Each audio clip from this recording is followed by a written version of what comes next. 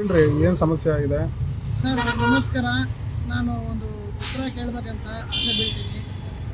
ಇದು total bunk ಸುಮಾರು ಒಂದು 22 ವರ್ಷದಿಂದ ಇದ್ದಿದ್ದು. ಇದು ಒಂದೇ ಸಲ ಧನ್ ಅಂತ ಸ್ಟಾಪ್ ಆಯಿತು. ಬೇರೆ ನೋಡಿದರೆ ಯಾವ ಕಡೆನೂ ಬಂಕು ಓಪನ್ ಇಲ್ಲ. ಇವಾಗ ಜೀವನ ನಮ್ಮದು ಹೇಗೆ ನಡೆಸಬೇಕು ಅಂತ ಒಂಚೂರು ಅರ್ಥ ಆಗ್ತದಲ್ಲ. ಇವಾಗ ನೋಡಿ, ನನ್ನ 2 ಹೆಣ್ಮಕ್ಳು, 1 ಗಂಡು ಮಗು. 2 ಮಕ್ಕಳಿಗೆ ಅಡ್ಮಿಷನ್ ಕಟ್ಟಬೇಕಂದ್ರೆ ಅಟ್ಲೀಸ್ಟು ಒಂದು 10,000 ಬೇಕು ಮ್ಯಾಕ್ಸಿಮಮ್ಮು ಕಟ್ಟೋಕ್ಕೆ. ಇವಾಗ 10,000 ಅಂತ ದೂರ 1,000 ಆಗಲ್ಲ. ಇವಾಗ ಗ್ಯಾಸ್ ಹಾಕ್ಕೊಂಡು ಬರೋ ತನಕ ಅರ್ಧ ದಿವಸ ಅಲ್ಲೇ ಹೋಗ್ಬಿಡುತ್ತೆ.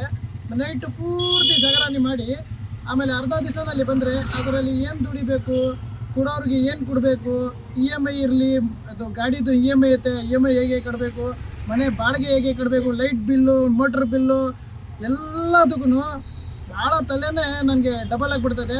ನಾನು ಮೊನ್ನೆ ಕೂತ್ಕೊಂಡು ಏನು ಯೋಚನೆ ಮಾಡಿದೆ, ದಾರ ಹಾಕ್ಕೊಂಡು ಸತ್ತೋಗ್ಬಿಡೋಣ ಅಂತ ಯೋಚನೆ ಮಾಡಿದೆ.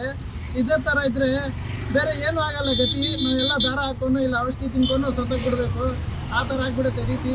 ನಾನು ಸರ್ಕಾರದಿಂದ ಏನು ಒಂದು ರಿಕ್ವೆಸ್ಟ್ ಮಾಡ್ತಾಯಿದ್ದೀನಿ, ನೋಡಿ ಎಲ್ಲ ಕಡೆ ಸ್ವಲ್ಪ ಓಪನ್ ಮಾಡಿಬಿಟ್ರೆ ಗ್ಯಾಸ್ ಬಂಕು, ಏನೋ ಸ್ವಲ್ಪ ನಿಮ್ಮ ಕಡೆಯಿಂದ ನಮಗೆ ಸಹಾಯ ಸಿಗುತ್ತೆ. ಏನೋ ಒಂದು ಮನೆ ನಡೆಯೋ ಥರ ನೀವು ಆ ಥರ ಸಹಾಯ ಮಾಡಿಬಿಟ್ರೆ ಭಾಳ ಸಂತೋಷ ಆಗುತ್ತೆ ಸಾಹೇಬ್ರೆ. ಭಾಳ ಕಷ್ಟದಲ್ಲಿದ್ದೀನಿ.